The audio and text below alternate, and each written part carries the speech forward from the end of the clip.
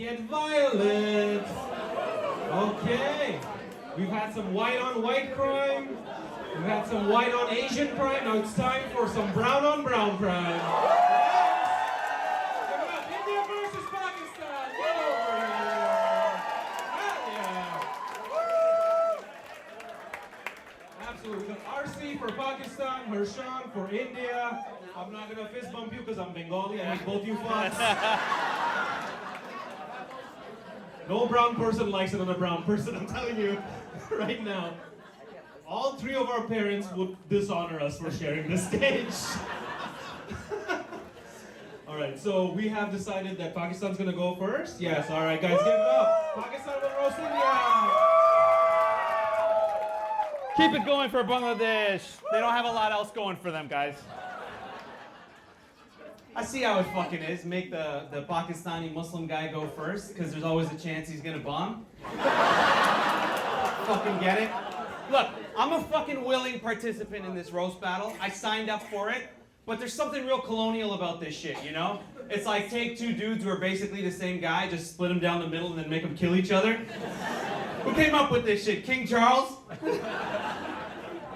Guys, listen, don't be alarmed. Later on, when you hear Harshan start talking, you're gonna be like, fuck that voice. I know it from somewhere. Who is that guy? I'll save you the trouble. He's the guy who calls you 6 times a day to sell you air duct cleaner. Bro, I live in Toronto, bro. I don't have fucking air ducts, bro.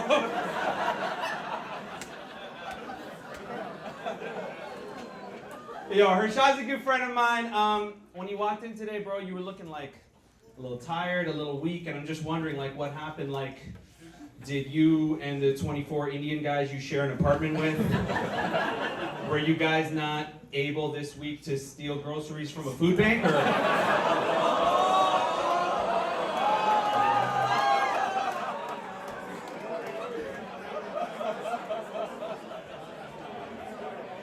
No, listen, you fucking brown people.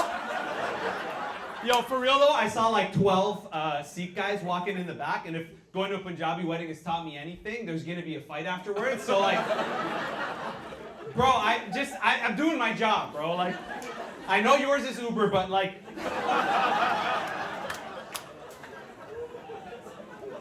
now look, guys, India absolutely wanted to win this battle tonight, so they sent their best and brightest son, okay? A peewee basketball coach who's a comedian by night and a rapper on the weekends. Harshan is the true story, like the Canadian Indian immigrant story, because he's here doing 3 jobs that were meant for mediocre white men. No, but for real, honestly, Harshan, I think it's very admirable that you coach youth athletics. I think we need more Indians in basketball and sports, right, guys? Yeah, right? Because it's very inspirational for kids when their coach is the same height as them.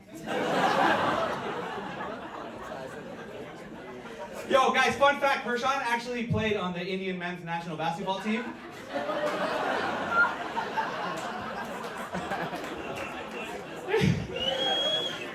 He was the starting center. And he didn't even have to lie about his height like Indian guys do on dating apps.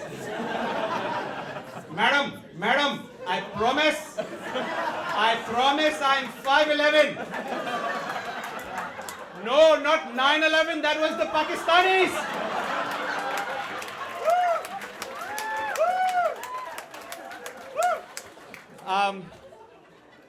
Speaking of reaching new heights,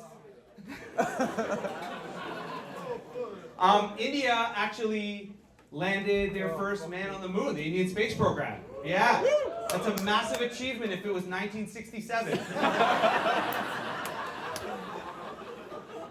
That's fucking Indian Standard Time. Do something 40 years later? No, honestly, it's a huge fucking deal now, because that means now you can get Uber Eats in space.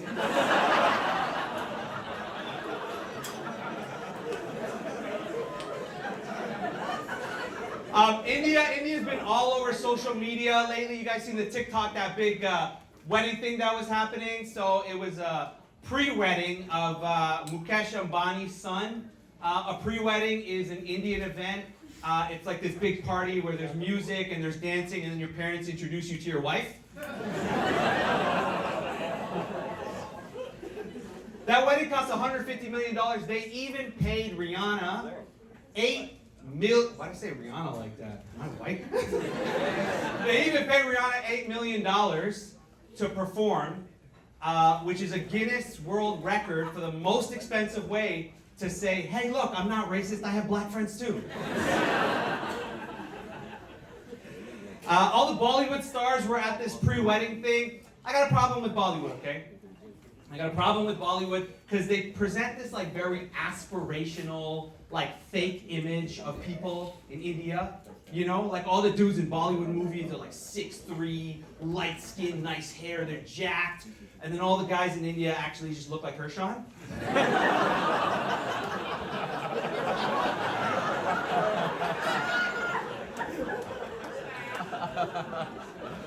No, and it's not just the dudes, right? It's not just the dudes, right? Like, Indian women are kind of like India, the country, okay?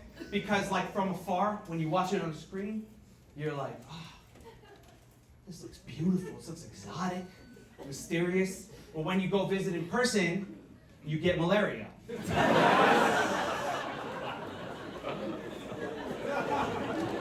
Yo, those Punjabi uncles are gonna fucking kill me, bro.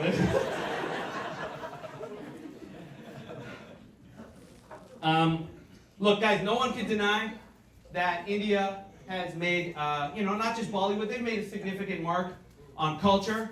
Hollywood, they just had that movie, Dev Patel, Little Monkey or Iron Monkey, Monkey Shake, something like that, right? And then obviously the classic Slumdog Millionaire. Hershon actually went out for a role in Slumdog Millionaire. He was supposed to play one of the child actors, but the director said he looked a bit too malnourished. They were like, yo, we want you to look poor, not like live with your family in Brampton poor. Okay, all right. Look, no one can deny India has a very strong economy, okay? They have they're a leading power. They export steel, pharmaceuticals, virgins. But there's some industries we don't know about. Like India is actually one of the largest manufacturers of deodorant in the world, which is like, I think that's maybe Indians took the phrase never get high on your own supply. A little too literally. Just sample 10% of it, bro. We won't mind. In fact, we insist. Okay, I'm almost done here. Relax, man. Bunch of rowdy fucks. Yo. All right.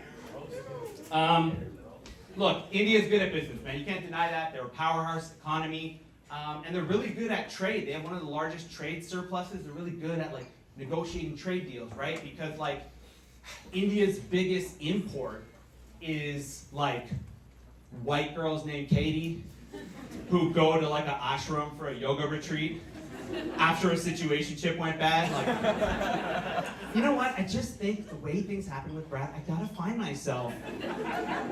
Okay, we'll find malaria too. So, right?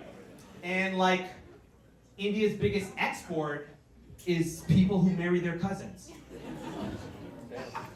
That's the fucking line. And then like genocide on a country, but then the fact that somebody, all right, well, you know what, fuck your cousins. All right, guys, you know what, I'm gonna leave you on this.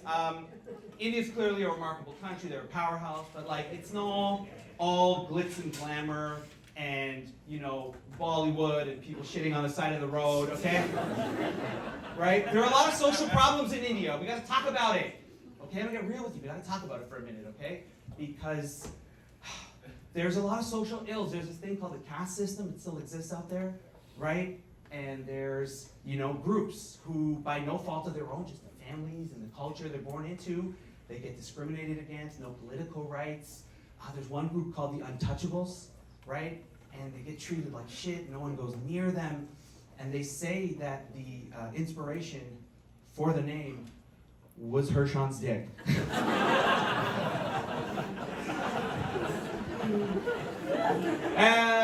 All right, I'm fucking done.